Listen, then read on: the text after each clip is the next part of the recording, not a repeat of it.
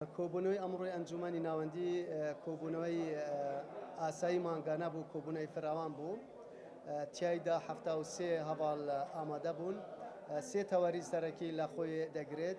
تەوەری یەکەم گفتوگوکردن و لەسەر ڕەوشی ئەنجومەن بە تایبەتی پرسی سکرتێری ئەنجومەنی ناوەندی کە لە دوای وەفاتی هەواڵ عادل مرادەوە ئەم پرسە تا ئێستا هەم میدیا هەم بەشێک لە ئۆرگانەکان یەکێتیش ئەو پرسیارە دەکەن ئایا شوێنی هەواڵ عادل مراد کەسێک هەڵدەبژێرێ یان سکرتێرەتی ئەنجومەن ئەوەرکە جێبەجێ دەکات تا ئەنجامدانی کنگرە.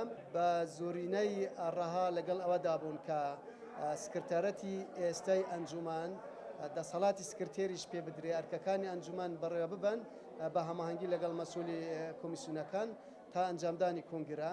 هەڵبژاردننی پەرلەمانی کوردستان بە سەرکەوتنێکی باشی یەکێتی نیشتیمانی کوردستان دەزانین، چونکە کورسی زۆر بە هەرە زۆری حیزبەکان کەمی کرد و بۆ یەکێتی نیشتیمانی کوردستان چەند گۆڕانکاریێکی گەورە بوو.